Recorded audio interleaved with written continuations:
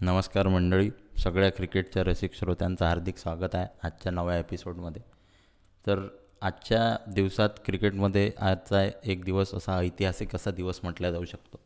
आज बांगलादेशनी न्यूझीलंडमध्येच टेस्ट मॅचमध्ये हरवलं, जो बहुतेक बांगलादेशसाठी आजपर्यंत त्यांच्या क्रिकेटच्या इतिहासातला सगळ्यात मोठा दिवस असेल.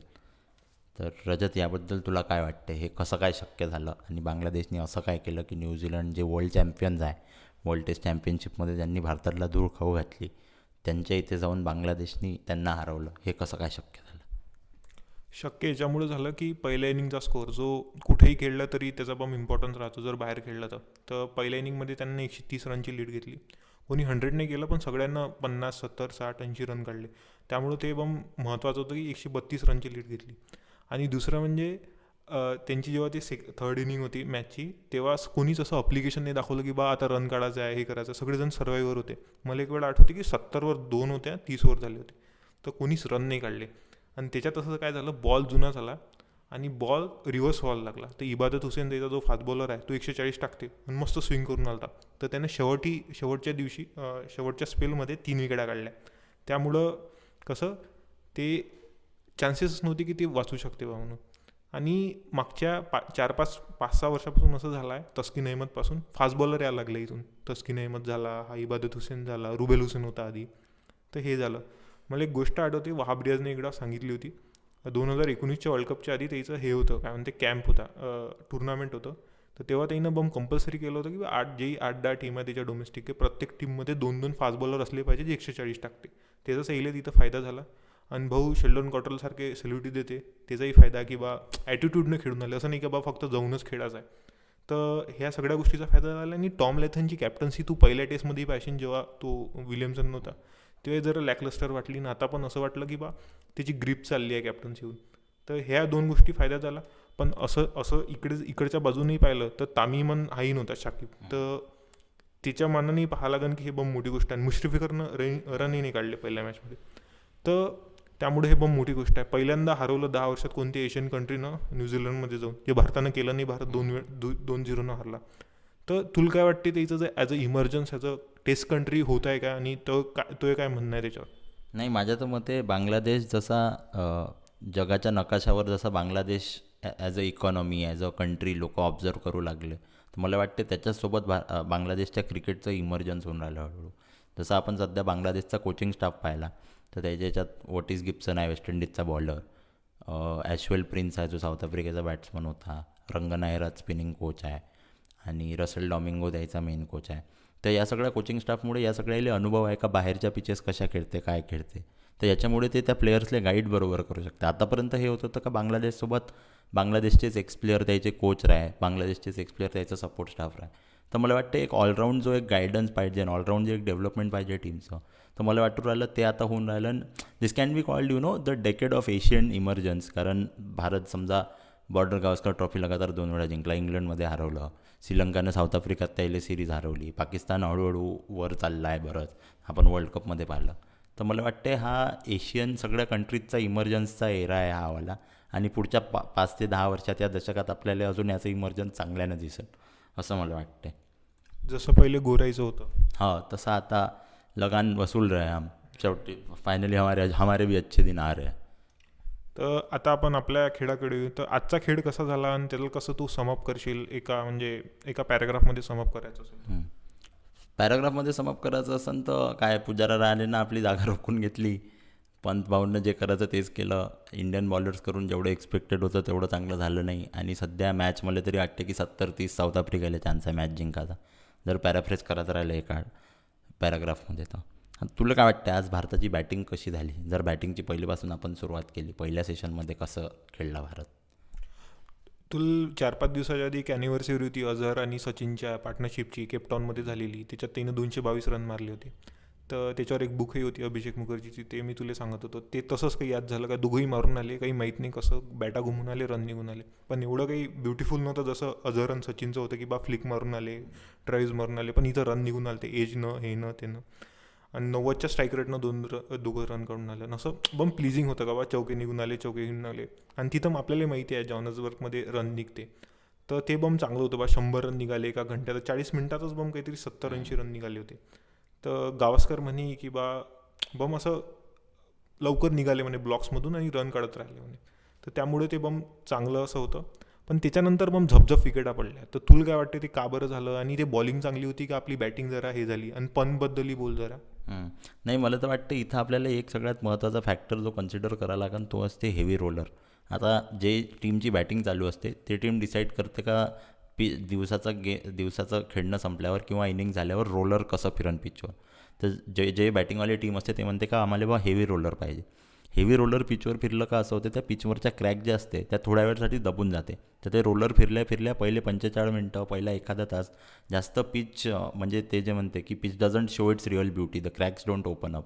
तर त्याच्यामुळे बॅटिंग थोडीशी सोपी होऊन जाते. जसं आपण साऊथ आफ्रिकाच्या पहिले अर्ध्या पाऊण तासात पाहिलं की त्याला रन काढणं सोपी गेलं, बॉल इतक्या हरकत करत नव्हत्या. तर मला वाटतं त्याचा फायदा इंडियानं एकदम चांगल्यानं उचलला. So that was a good thing.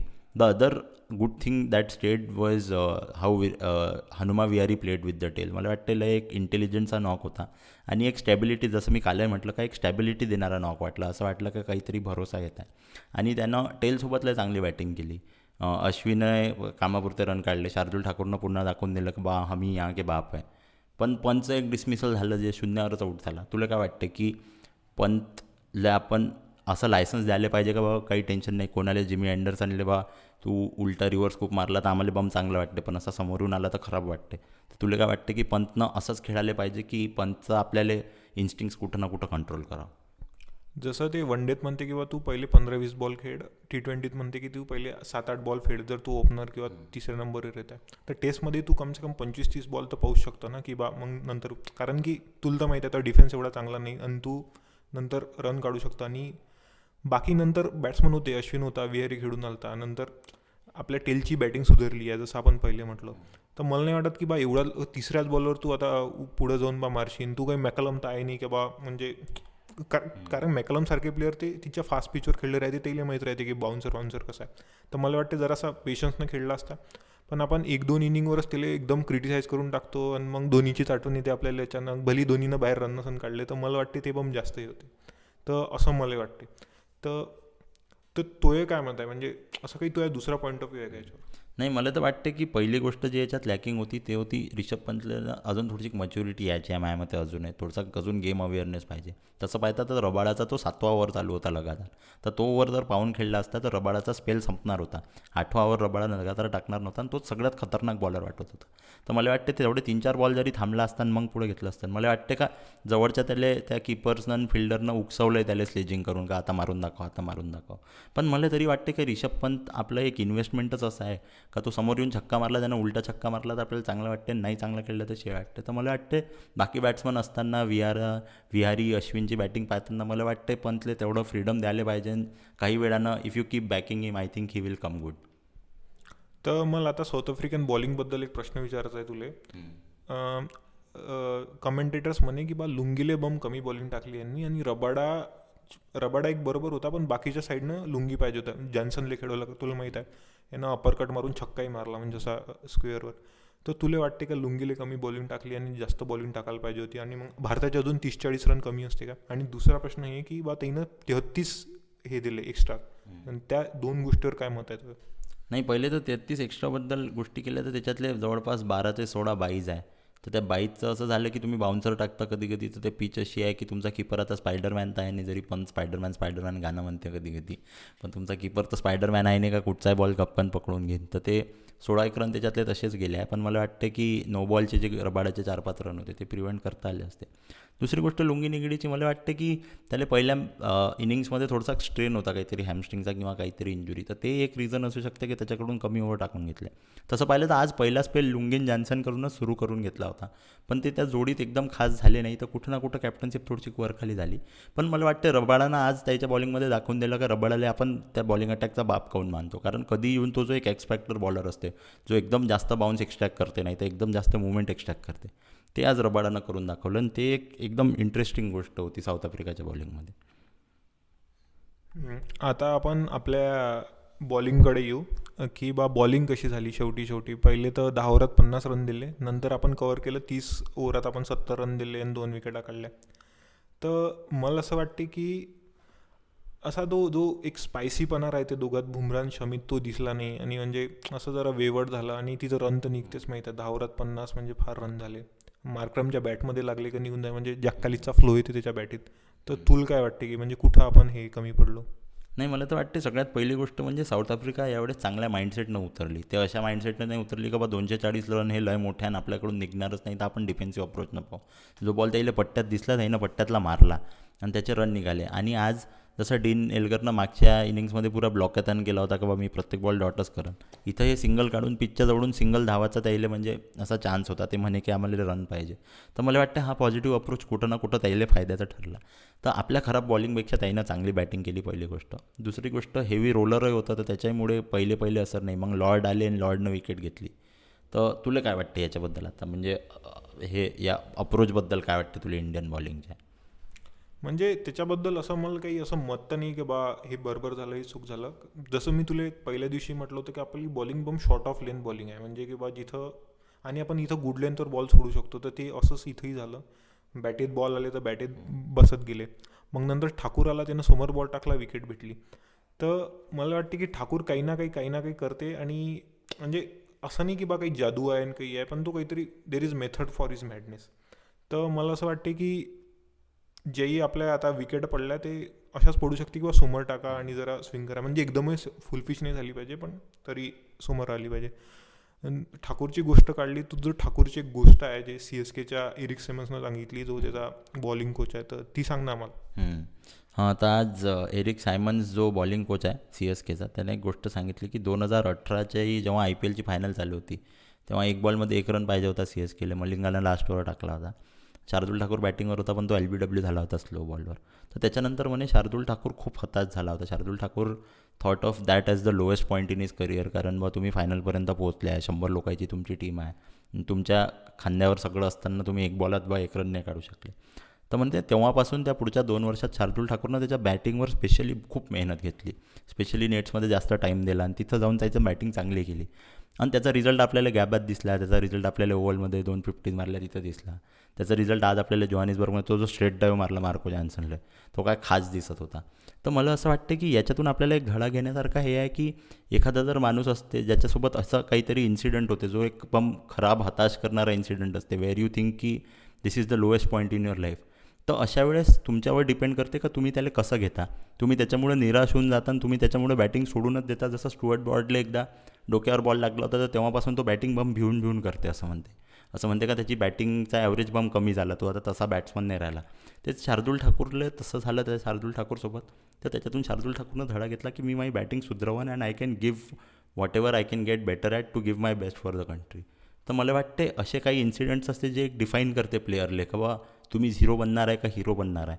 आणि या स्टोरी फक्त क्रिकेटच्या नसते, या क्रिकेटच्या स्टोरी आपण आपल्या लाईफमध्ये कुठं ना कुठं असे प्रत्येकाच्या लाईफमध्ये पॉईंट येते जिथं तुमचा एक लोएस्ट पॉईंट येते, जिथं तुम्ही हताश होता.